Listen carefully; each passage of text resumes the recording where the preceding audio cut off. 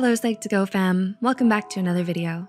We hope you're staying safe and healthy during these crazy times. And we've always got your back with plenty of videos to keep you company. When does fear become a phobia? The American Psychological Association defines phobias as extreme or irrational fears towards a certain stimulus that is grossly out of proportion to the actual threat at hand. It's when a fear worsens to the point where it starts to hinder our personal, professional, and social functioning. Classified as an anxiety-related disorder, phobias are among the most prevalent psychiatric illness in the world, along with depression and other anxiety disorders. Some phobias are more common than others. To know more, check out our video titled 7 Common Phobias We All Have.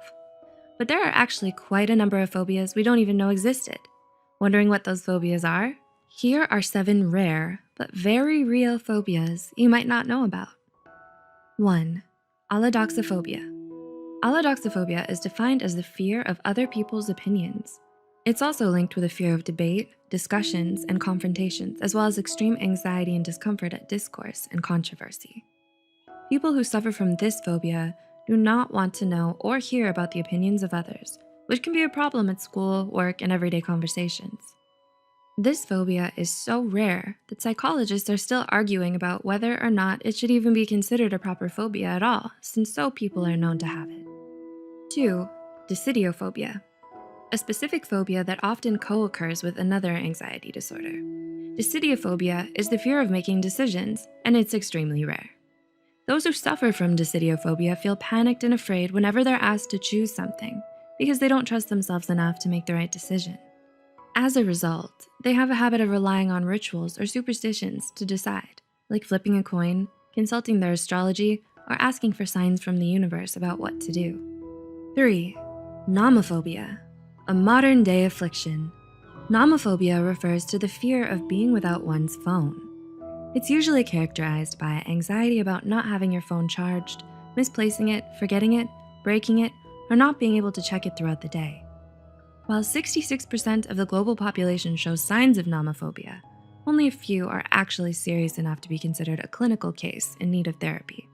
As you might expect, it's especially common among adolescents aged 13 to 18 years old and was only brought to light in 2013. Before that, it was simply characterized as signs of smartphone dependency and social media addiction.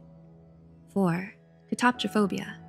Are you creeped out by the sight of your own reflection? There's a phobia for that. It's called catoptrophobia, or isoptrophobia, the fear of mirrors. Researchers believe this particular phobia may be rooted in religious beliefs or superstitions, as mirrors often serve as portals for ghosts, spirit, and apparitions to appear in many urban legends. It's also commonly associated with witchcraft and satanic rituals. Thus, those who suffer from catoptrophobia avoid mirrors and anything with reflective surfaces at all costs. 5. Chorophobia. Chorophobia is the fear of dancing. Those who have this phobia avoid dancing in areas where dancing usually takes place, like ballrooms, clubs, stages, studios, theaters, and so on. Being around people who are dancing or watching them dance on TV can also be a nightmare for them. Chorophobia is closely associated with social anxiety, fear of embarrassment, and low self-esteem. It can also be caused by upbringing. For example, being brought up in a strict household where dancing is prohibited. 6. Ablutophobia.